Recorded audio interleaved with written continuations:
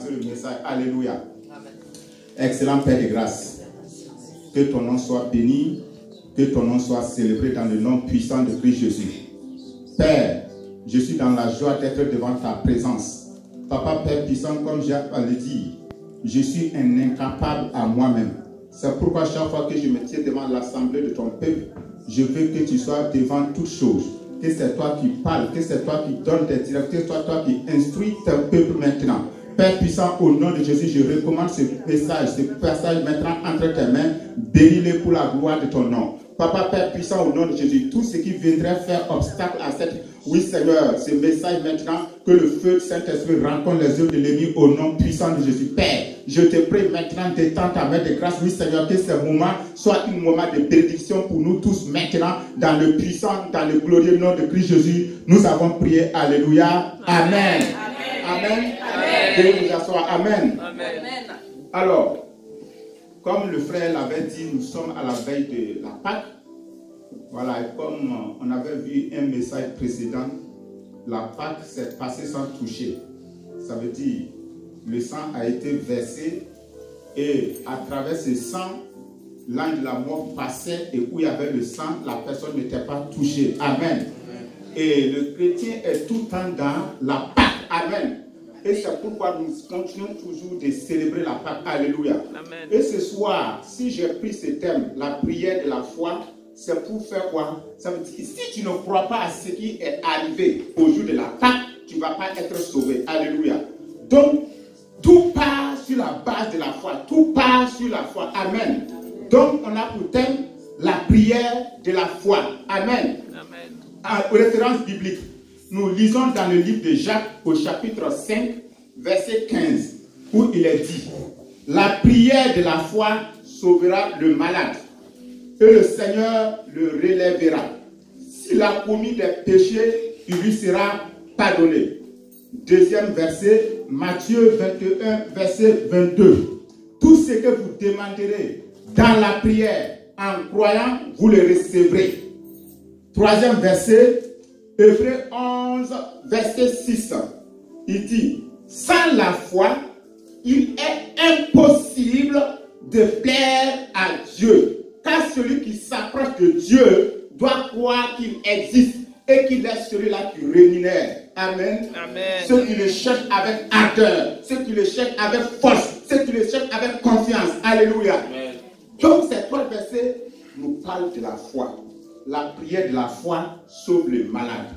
Tout ce que nous demandons en croyant, nous le recevons. Et sans la foi, on ne peut pas être agréable à Dieu. Ce que Dieu veut voir dans ta vie, ce que Dieu veut voir dans ma vie, c'est la foi. Si tu n'as pas la foi dans ta vie, tu n'as pas de collaboration avec Dieu. Amen. Donc, en introduction, nous disons, la prière de la foi, c'est réclamer ou demander quelque chose que Dieu a déjà autorisé ou permis dans sa parole ou dans une vision. Ici, il n'est plus question de sa volonté, que sa volonté soit faite. Sa volonté est déjà révélée. C'est une prière qui demande de prendre l'autorité pour réclamer la promesse de Dieu et de vivre dans l'espérance de la réalisation. La prière de la foi, elle est audacieuse et repose sur un fondement sûr. La prière, la personne qui fait cette prière connaît la volonté de Dieu pour cette situation ou le problème en question. Elle est confiante, elle est pleine d'espoir, cherchant que la volonté de Dieu de répondre à sa prière. La prière de la foi a de la force. La prière de la foi, elle est puissante. La prière de la foi a confiance. La prière de la foi a la guérison du corps et de l'âme. L'église du Nouveau Testament se trouvait au milieu de ce type de foi lorsqu'il priait pour Pierre. Lorsque Pierre a été amené en prison et qu'on cherchait à le détruire, l'église ensemble se sont mis ensemble et ils ont commencé à prier. Et ils ont été surpris lorsqu'au moment qu'ils sont en train de prier, tellement qu'ils étaient en train de prier avec ferveur. La prière n'est même pas finie que Pierre était en train de taper devant la porte. Ils étaient surpris de ce que la réponse a été rapide dans les prières. De nombreux autres exemples de cette prière peuvent être observées dans le ministère de Jésus, des apôtres et dans nos vies d'aujourd'hui. Les apôtres ont prié en cherchant quelle était la volonté de Dieu dans la situation auquel ils étaient confrontés. De nombreux croyants craignent lorsque Dieu lorsqu'ils s'adonnent à la volonté de Dieu, la solution de provision, la guérison ou la délivrance dont ils ont besoin ne leur soit pas donnée. Mais c'est parce qu'ils ne connaissent pas quelle est la volonté de Dieu pour eux. Selon le modèle de prière que Jésus a donné à ses disciples dans Matthieu 6, versets 9 à 11, nous prions que la volonté de Dieu soit faite. Mais les gens mettent alors leur intelligence entre les mains de Dieu, d'un Dieu inconnu. Ils disent, si telle est ta volonté, mais s'arrête là. Il s'agit d'une virgule et non d'un point. La prière est la suivante. Que ta volonté soit faite sur la terre comme elle est faite au ciel. Luc 11, verset 2. Je dirais qu'il s'agit d'une différence significative. Dans notre sujet du soir, nous verrons premièrement ce qu'est la foi en la volonté de Dieu. Deuxièmement, le travail merveilleux de la foi. Et en troisième position, comment prophétiser sur notre montagne. Amen. Amen. Comment prophétiser sur notre montagne. Alléluia. Amen. Et nous arrivons au grand 1. La foi en la volonté de Dieu. Lorsque nous prions la prière de la foi, nous prions pour que la volonté de Dieu qui est faite au ciel soit appliquée sur la terre. C'est ici une révélation claire du royaume. Du royaume est très importante. Y a-t-il des maladies dans le ciel? Y a-t-il des manques dans le ciel? Y a-t-il des personnes qui ne sont pas sauvées au ciel? Y a-t-il la pauvreté au ciel? Quand tu commences à te poser de telles questions et que tu trouves que ces choses ne sont pas au ciel, c'est que ce n'est pas la volonté de Dieu. Tu ne dois pas être manifesté sur la terre. Donc ça veut dire, si au ciel il n'y a pas la maladie et que sur la terre, moi je suis maladie, c'est la volonté de Dieu pour que je sois rétabli, guéri, délivré. Amen. Amen. Nous devons avoir la foi pour croire en que Dieu veut que sa volonté pour notre santé, notre prospérité, notre plein salut soit manifestée. Non seulement nous irons au ciel, mais aussi pendant que nous sommes sur la terre. C'est pour sa gloire. Si la prière de notre Père t'enseigne l'attitude que tu dois avoir lorsque tu pries. Le Nouveau Testament te donne toute une liste de sujets de prière que tu peux faire. Alors, si tu pries pour ces sujets, tu peux être sûr que tu es en train de faire la volonté de Dieu. Les prières sont les suivantes. Tu peux prier pour que ceux qui t'en veulent du mal.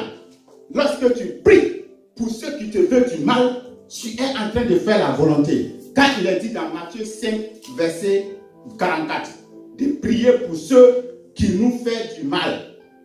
Donc, lorsque tu pries sur ce sujet, tu es en train de faire la volonté de Dieu. 2. Tu peux prier pour que Dieu envoie des ouvriers, les évangélistes, les pasteurs, les enseignants. Lorsque tu pries ça, tu es en train de faire la volonté de Dieu. Luc 10, verset 2. On peut prier aussi pour ne pas tomber en tentation. Lorsque tu pries sur ces sujets, tu es en train de faire la volonté de Dieu, car c'est écrit dans Matthieu 26, verset 41. Tu peux prier aussi pour ceux qui enseignent la parole de Dieu. Colossiens 4, verset 3, 2 Thessaloniciens 3, verset 1. On peut aussi prier pour les autorités qui nous gouvernent. Et lorsque tu fais ça, tu es en train de faire la volonté. Si que tu es en train de faire la volonté de Dieu. 1 Timothée 2, verset 1 à 3. On peut prier aussi pour soulager ceux qui sont souffrants. Jacques 1, verset 13. Et on peut aussi prier pour la guérison des croyants. Dans Jean 5, verset 16. Que ces sujets, tu peux consacrer un jour par semaine à l'un de ces sujets et réserver un autre jour pour ton église et pour ta famille, par exemple. lorsque les gens voient que Dieu répond aux prières de son peuple, c'est un témoignage pour lui. C'est un témoignage que les gens voient à travers le peuple de Dieu. Lorsqu'il y a des réponses, lorsqu'ils prient et qu'ils voient qu'ils ont la réponse à leurs prières et qu'ils voient leur situation changer, cela devient un témoignage pour les non-croyants. Et cela va les amener à connaître Christ. C'est ce que Dieu nous a amené, c'est ce que Dieu nous appelle à faire. Ça veut dire quoi? Si la volonté de Dieu n'est pas manifestée dans ma vie, dans ta vie, alors nous sommes un frein au développement, au progrès de l'évangile. Pourquoi? Parce que Dieu veut manifester, Dieu veut voir sa gloire dans nos vies, dans tous les domaines de notre vie. Dieu veut voir sa gloire se manifester, afin que les gens de ce monde-là puissent voir ce que Dieu est en train de faire dans nos vies et pouvoir aller vers le Seigneur. Alléluia. Amen. Notre Dieu est bon. Il ne veut pas voir ses enfants dans la souffrance. Il ne veut pas voir ses enfants dans la médiocrité. Il ne veut pas voir ses enfants toujours, oui, derrière. Non, mais il veut les voir devant. Lorsque tu es bien, Dieu, le premier content, c'est Dieu. Lorsque tu es excellent, le premier content, c'est Dieu. Dieu veut nous voir merveilleux. Dieu veut nous voir des hommes excellents, des femmes excellentes. Alléluia. Là, nous nous représentons. Mais si nous voyons que nous ne sommes pas excellents, nous sommes toujours derrière. Quand on dit de faire quelque chose, on est négligent. Alors, cela, ça ne donne pas gloire à Dieu. Donc, tout ce que nous posons comme action doit être des choses qui amènent Dieu à être glorifié dans notre vie, même dans nos services. Il faut que nous soyons des bons exemples. Amen. Parce que ce que nous faisons, les actes que nous posons, parlent plus que ce que nous disons. Amen. C'est pourquoi à travers ce que nous faisons, nous gagnons des âmes plus que ce que nous parlons. Amen. Alléluia. Amen. Voici une femme, une chrétienne engagée. Jusqu'à elle a payé les Bibles, a déposé dans sa maison partout. Et chaque fois elle prie, elle veut que son mari soit converti. Son mari ne se convertit pas. Hein. Son mari vient, parmi les Bibles là, il tourne, pas, il s'assoit là-bas, il ne se convertit pas.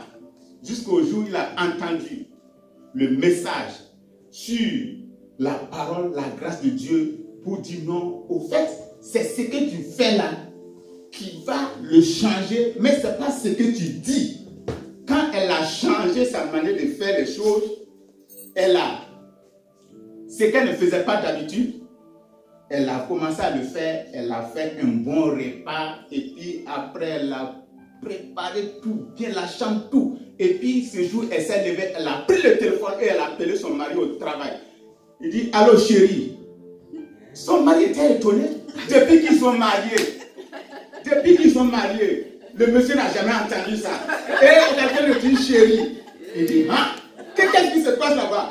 Ce jour-là, le monsieur a donné congé à tous les gens du travail, de la société. Il dit, allez-y, il y a un miracle à la maison. Donc le monsieur s'est levé. Quand il est arrivé, c'est le meilleur repas qu'il aime là. C'est ça qu'il a trouvé à la maison. Ce jour, il a pris l'engagement de suivre la femme pour aller à l'église. Vous voyez? Amen. Donc c'est notre comportement.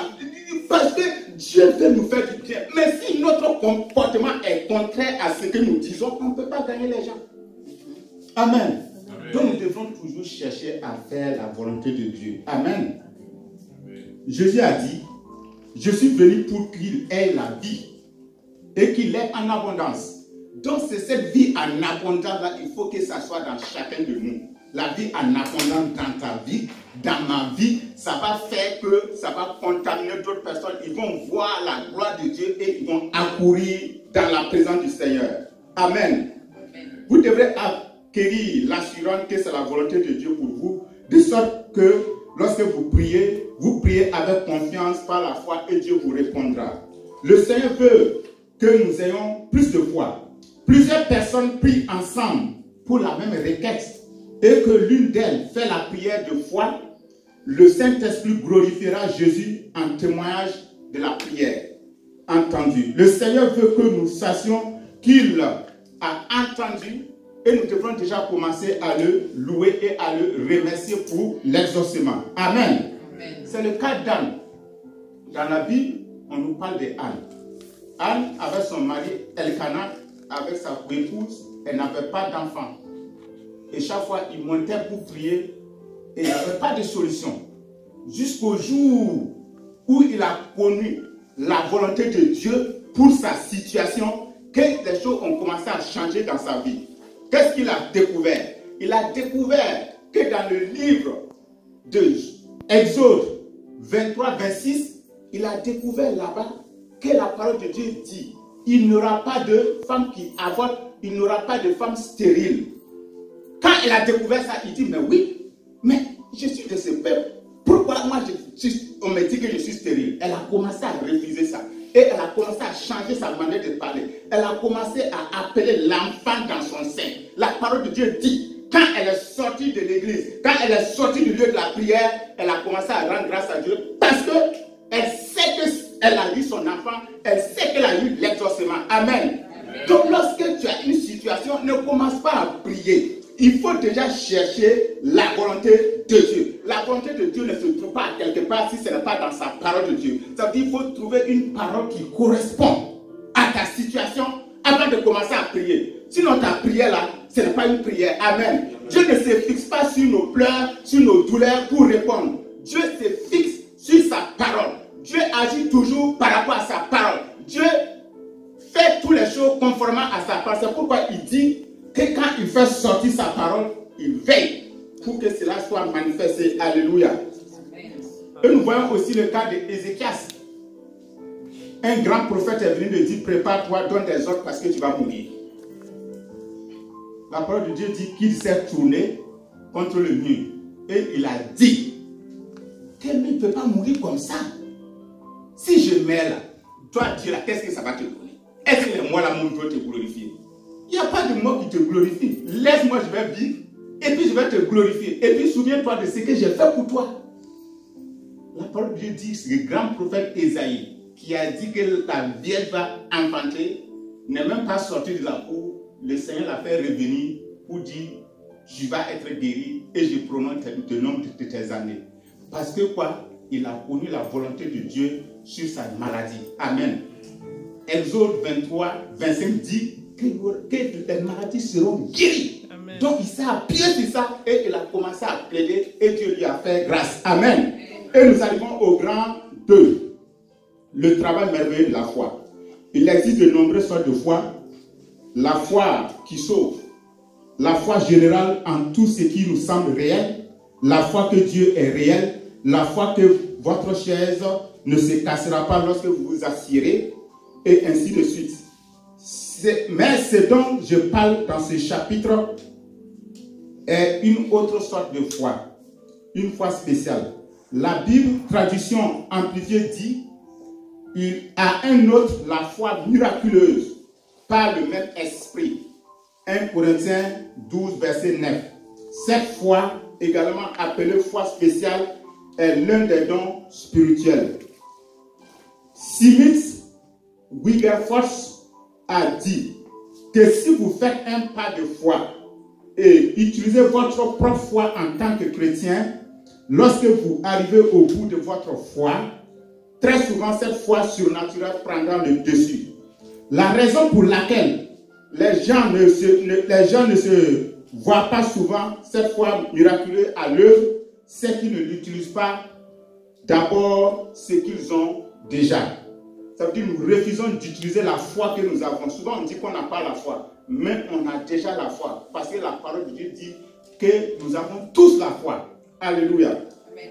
Que le Seigneur soit béni. Amen. Amen. Chaque croyant possède déjà une foi générale ou une foi salvatrice qui est également un don. Éphésiens 2, verset 8 dit, car c'est par la grâce que vous êtes sauvés par le moyen de la foi et cela ne vient pas de vous. C'est un don de Dieu. La foi qui vous a sauvé est un don de Dieu, mais elle ne fait pas partie des 9 dons de l'esprit.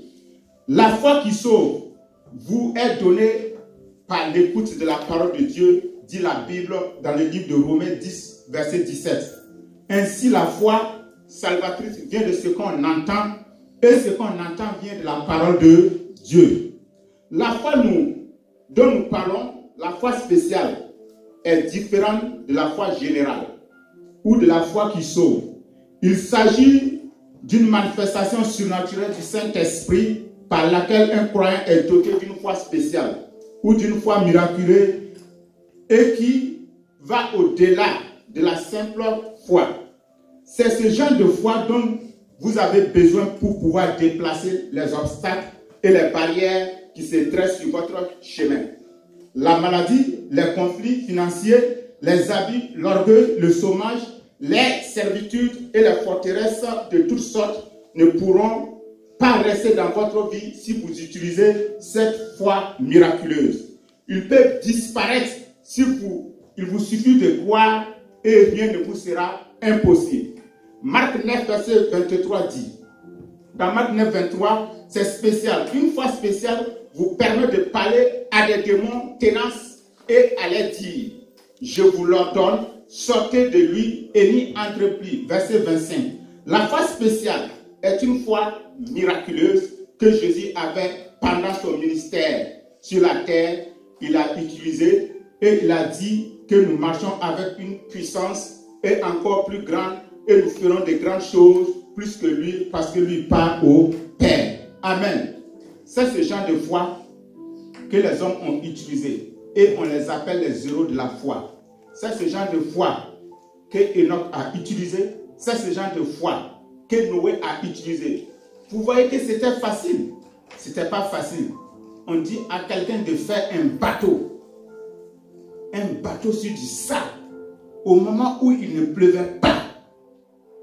Et il a cru en ça, il a commencé à faire le bateau depuis des années. Et chaque fois, les gens lui disaient, toi, ton affaire là, est-ce que ça va marcher? Toi, est-ce que tu as déjà vu l'eau là tomber du ciel? Il faut laisser ça, ça ne marche pas. Mais il avait toujours foi et il a fait jusqu'au bout. Sa famille a été sauvée et sa famille a été délivrée. Et le reste a été emporté parce qu'ils n'ont pas cru. Et c'est ça que nous avons aujourd'hui. Tout se passe par la foi. Dieu nous a fait grâce. Dieu nous envoie des choses que nous pouvons utiliser pour avoir la foi. Mais si nous ne l'utilisons pas, alors nous allons passer à côté. Alléluia. Donc cette foi va nous permettre de marcher, d'avancer au nom de Jésus. Amen. Amen. Et c'est cette foi aussi que Sarah a utilisée pour pouvoir recevoir son enfant. Alléluia. Donc c'est ce genre de foi-là, quand ça vient, alors l'impossible devient possible dans notre vie. L'impossible devient possible. Cette foi, quand ça vient dans ta vie, alors les choses changent. Ce qui semblait impossible devient possible par la grâce de Dieu. Alléluia. Amen. Et nous arrivons au point 3. Prophétisez sur votre montagne. Alléluia. Cela me rappelle le passage d'Ézéchiel où Dieu ordonne aux prophètes de prophétiser à une vallée pleine d'ossements desséchés. Alors qu'Ézéchiel n'avait aucune comparaison dans le naturel avec ce que Dieu lui demandait de faire, il avait une foi inébranlable dans le Dieu qu'il avait ordonné cet ordre, qu'il avait donné cet ordre. Il me dit, fils de l'homme, ces eaux peuvent-ils vivre? Je répondis, Seigneur, Dieu, tu le sais. Il me dit encore, prophétise à ces ossements et dis-les, ossements desséchés, écoutez la parole du Seigneur. Je prophétise donc comme il me l'avait demandé et comme je prophétisais, il eut un bruit. Et soudain, un cliquetis. Et les os se rapprochèrent les uns les autres. Os contre os, en effet, comme je regardais les nerfs, et la chair venait sur eux, et la peau les couvrait, et le souffle entrait, il revint à la vie. Et c'était sur les pieds, c'était une armée extrêmement nombreuse. Ézéchiel 37, verset 3 à 10. Votre montagne peut-elle vous entendre prophétiser la parole du Seigneur? Je vous mets au défi de commencer à intégrer la prière de la foi et de commencer à prophétiser à votre montagne. Dites-lui, montagne, la parole de Dieu déclare que si je crois, rien ne m'est impossible.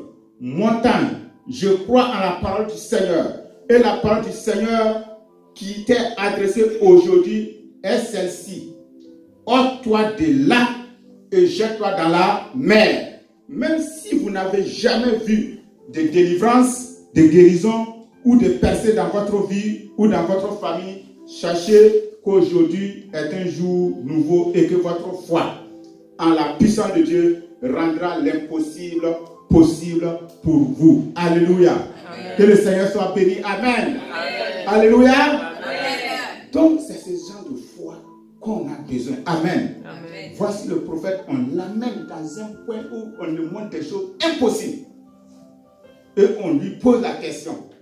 Il dit, Seigneur, tu le sais. C'est toi qui peux répondre à cette question. Oui, nous sommes en train de rentrer le moment de Pâques. C'est la puissance de la résurrection. Alléluia. Ces jours sont revenus à la vie. Pourquoi Dieu allait prendre cet exemple-là pour montrer à Ézéchiel? Nous voyons nous tous que c'est difficile pour des os de se rassembler et de devenir une chair, une armée. Maintenant, ta situation, ce que tu traverses, ça ce n'est rien par rapport à quand tu regardes ces os qui sont éparpillés. Amen. Quelle que soit la situation, il suffit que tu parles la parole de Dieu sur cette situation. On n'a pas dit de dire ta parole. C'est quand nous disons notre parole là qu'on échoue. Ézéchiel n'a pas dit sa parole. Il n'a répété que la parole de Dieu sur les eaux. Maintenant, quand nous sommes face à des difficultés, nous sommes face à des situations, nous voudrons dire notre parole. Ce n'est pas ça que Dieu nous a demandé. C'est pourquoi, chaque fois que je reviens, Dieu veut que nous lisons sa parole. Si tu ne lis pas sa parole, lorsque tu seras face à des situations, tu vas dire quoi sur ces situations? Ta parole? Si cette parole n'a pas de réponse, parce que ce n'est pas la volonté de ta parole, n'est pas la volonté de Dieu. Amen. Il faut dire la parole de Dieu. Ce que la parole de Dieu dit par rapport à ta situation, c'est ça qui débloque, c'est ça qui enlève les montagnes, c'est ça qui fait ressusciter ce qui est mort en toi. Alléluia. C'est ça qui donne la vie. C'est ça qui fait que ce qui est impossible dans ta vie devient possible. Alléluia. Amen. Amen. Amen. Amen. Amen. Amen. Alléluia. Amen. Notre Dieu est vivant. Amen. Amen. Donc, lorsque nous n'avons pas la parole de Dieu, nous n'avons pas la volonté de Dieu, alors ça va être très très difficile pour nous de pouvoir parler à nos situations. Et il faut être sûr à 100%. Les situations ne vont pas changer. Ça ne fera qu'augmenter. Maintenant, à toi de monter d'un cran pour faire face à ces situations, parler. Lorsque tu es face à une montagne, à une situation, ce que tu as à faire, ce n'est pas de courir, ce n'est pas de t'asseoir pleurer. Il faut tout faire, même si tu vas le grimper et puis monter, descendre de l'autre côté, il faut aller où soit tu le baisses et tu traverses et tu pars. Tu n'as pas à t'arrêter pour pleurer devant la montagne, devant la situation. Alléluia. Les situations là sont faites pour être résolues. Amen. Amen. En Dieu, il n'y a pas de situation impossible. Alléluia. Et comme nous croyons en Dieu, il n'y a pas d'impossible en nous. Alléluia. Amen. Donc on acclame le Seigneur, on acclame le roi des rois. Alléluia. Amen. Amen. Alors, donc nous allons arriver à la conclusion. La prière de la foi, elle est audacieuse et repose sur un fondement sûr. Toute personne qui fait cette prière de foi connaît la volonté de Dieu dans le sujet pour lequel il prie. Donc nous connaissons, si on ne connaît pas la volonté de Dieu, on ne peut pas faire ce genre de prière. La foi spéciale dont nous parlons, elle est différente de la foi générale ou de la foi qui sauve. Il s'agit d'une manifestation surnaturelle du Saint-Esprit par lequel un croyant est doté d'une foi spéciale ou d'une foi miraculeuse qui va au-delà de la simple foi. Lorsque j'ai cette foi, il ne me reste plus qu'à ordonner aux montagnes de se déplacer devant moi. Marc 11, verset 23 à 24. Alléluia. Amen. Amen, amen, amen, amen. Amen. Amen. Alléluia. Amen. Amen. Donc on va